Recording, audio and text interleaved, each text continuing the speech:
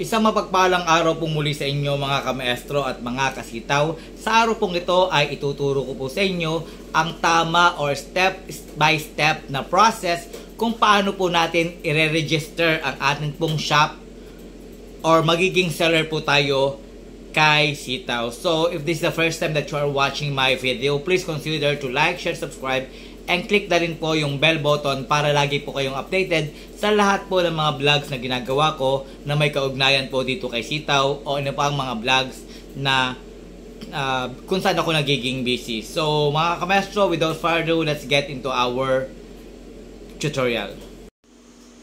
So ito na mga kamaestro ang gagawin natin, no, para po makapag-register po tayo sa Sitaw.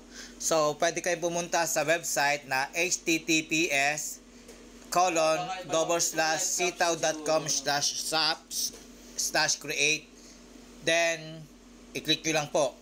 Ayan. So dito ay babasahin nyo lang to ang agreement, then i-agree nyo.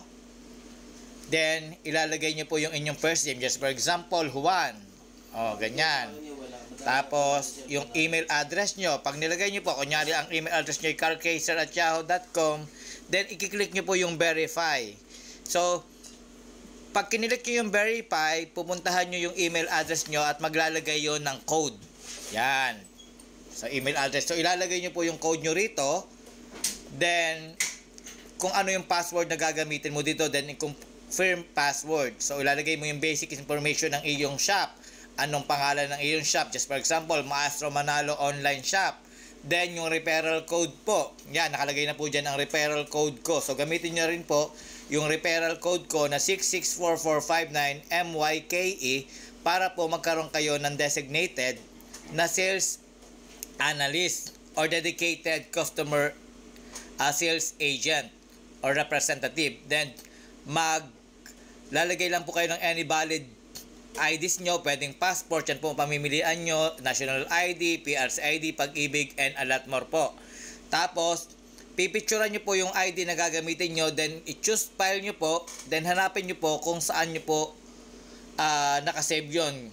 Okay, sa gallery nyo po, so on and so forth po. Pagkatapos, ilalagay nyo lang po yung any active mobile number mo, pwede po yung number mo na roaming kung ikaw nasa ibang bansa, or number mo rin dito sa ibang bansa. Like for example, sa Saudi Arabia, ilagay mo lang po yung number mo, then i-click po yung register your shop. Then magwe-wait lang po kayo ng maximum 24 hours para po ma-verify at ma-approve po ni Sitaw ang inyo pong online store po. So ganun lang pong kadali ang paggawa o pag-register dito sa Sitaw. At sa mga nagtatanong kung nasaan po ang address ng Sitaw, ito po ay located sa 12th floor Cocolite Building, 39th Street Corner, 11th Avenue, Bonifacio Global City, Taguig, Metro Manila. At yun po ang phone number 0287127516. At kung kayo ay may mga queries, pwede rin po kayong mag-email sa admin@sitaw.com. Lang pong kasimple ang pag-register po dito sa Sitaw. So, yun po mga kamestro, ganun kasimple lang po, no, ang pag-process po o paano tayo mag-register po ng ating seller account shop dito sa Sitaw. Once again, this is Maestro Manalo, always saying spread love, kindness, quote unquote, positivity, happy selling, and God bless everyone.